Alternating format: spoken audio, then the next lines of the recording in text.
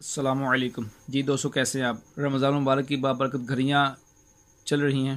اللہ تبارک و تعالی ہمیں رمضان المبارک کی بابرکت گھڑیوں میں زیادہ سے زیادہ نیکیاں کرنے اور اپنی عبادت کرنے کی توفیق عطا فرمائے۔ تو آئیے شب قدر، جو کہ انتہائی اہم رات ہے رمضان المبارک میں، اللہ تبارک و تعالی کی عطا کردہ نعمتوں سے ایک بہت ہی اہم ترین یہ بھی نعمت ہے جو کہ شب قدر ہے۔ تو شب قدر کے حوالے سے اللہ تبارک و تعالیٰ نے قرآن پاک میں سورہ قدر بھی نازل فرمائی۔ تو سورہ قدر کی تفسیر کے اندر ایک بہت ہی پیارا واقعہ ملتا ہے، انشاءاللہ ہم وہ سنیں گے آج۔ سب سے پہلے ہمارے چینل کو سبسکرائب کیجئے اور بیل کے بٹن کو بھی دبا دیجئے تاکہ آپ کو ہماری مزید اچھی ویڈیوز مل سکیں، اور یہ ویڈیو آخر تک دیکھیے، انشاءاللہ عز و جل بہت کچھ سیکھنے کو ملے گا۔ سورہ قدر کا ایک شان نزول بیان کرتے ہوئے مشہور تابعی حضرت سیدنا کعب الاحبار رضی اللہ تعالی عنہ سے منقول ہے۔ چنانچہ سیدنا کعب الاحبار رضی اللہ تعالی عنہ فرماتے ہیں، بنی اسرائیل میں ایک نیک خصلت بادشاہ تھا۔ اللہ عز و جل نے اس زمانے کے نبی علیہ السلام کی طرف وحی فرمائی کہ فلاں سے کہو کہ اپنی تمنا بیان کرے۔ جب اس کو پیغام ملا تو اس نے عرض کی، اے میرے رب عز و جل، میری تمنا ہے کہ میں اپنے مال، اولاد اور جان کے ساتھ جہاد کروں۔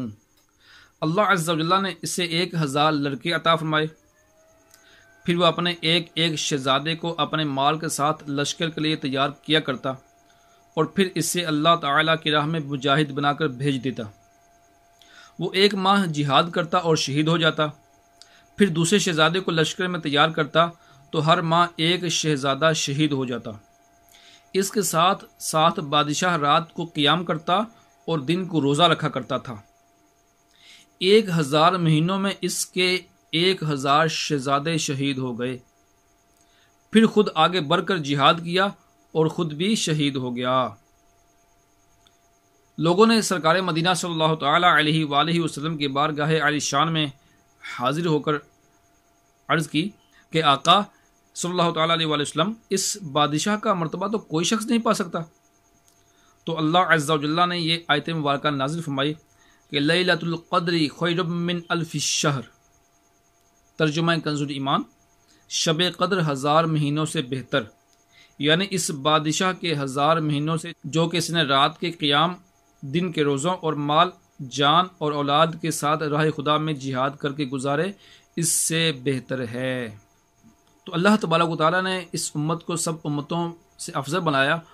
کسی بھی جگہ پر اللہ تبارک و تعالیٰ نے اس امت کے افراد کو پہلی امتوں کے افراد کے مقابلے میں کم نعمتیں نہیں دیں، بہت ہی نعمتیں دیں، بلکہ پہلے کے امتوں کے لوگ محنت زیادہ کرتے تھے، کام زیادہ کرتے تھے، اور جو ان کو اجر ملتا تھا، اس امت کے لوگوں کے لیے یہ سہولت ہے، وہ کم عمل کر کے، مختصر عمل کر کے ان جیسا بلکہ ان سے بھی زیادہ اجر پا لیتے ہیں۔ اس امت کے بھی کیا کہنے، اور اس امت کی آقا مدینے والے مصطفیٰ صلی اللہ تعالیٰ علیہ وآلہ وسلم کی بھی کیا شان ہے۔ حضرت سیدنا ابو بکر وراق رحمۃ اللہ تعالیٰ علیہ فرماتے ہیں کہ حضرت سیدنا سلیمان علیہ نبینا وعلیہ الصلوۃ والسلام کی ملک میں 500 شہر تھے، اور حضرت سیدنا ذوالقرنین رضی اللہ تعالیٰ عنہ کی ملک میں بھی 500 شہر تھے۔ یوں ان دونوں کی ملک میں 1000 شہر ہوئے۔ تو اللہ تعالیٰ نے اس رات کے عمل کو جو اسے پائے، اس کے لیے ان دونوں کی ملک سے بہتر بنایا۔ تو بہرحال محترم ناظرین اور پیارے دوستو، یہ رات ہر طرح سے خیریت و سلامتی کی ضامن ہے۔ یہ رات اول تا آخر رحمت ہی رحمت ہے۔ مفسرین کرام رحمہم اللہ السلام فرماتے ہیں، یہ رات سانپ اور بچھو، آفات و بلیات اور شیاطین سے بھی محفوظ ہے۔ اس رات میں سلامتی ہی سلامتی ہے۔ تو اس رات کو پانے کی کوشش کیجئے۔ اس رات کو پانے کے لیے ہمارے آقا صلی اللہ تعالیٰ علیہ وآلہ وسلم نے بھی کافی عبادتیں کی۔ ہمارے آقا صلی اللہ تعالیٰ علیہ وسلم نے اس رات کو پانے کے لیے ہمیں بھی زیادہ سے زیادہ عبادت کرنے کی تاکید بھی فرمائی۔ تو رمضان المبارک کی گھڑیوں کو غفلت میں مت گزاریے، جتنا ہو سکے نیکیاں کما لیجئے، جتنا ہو سکے عبادت کر لیجئے۔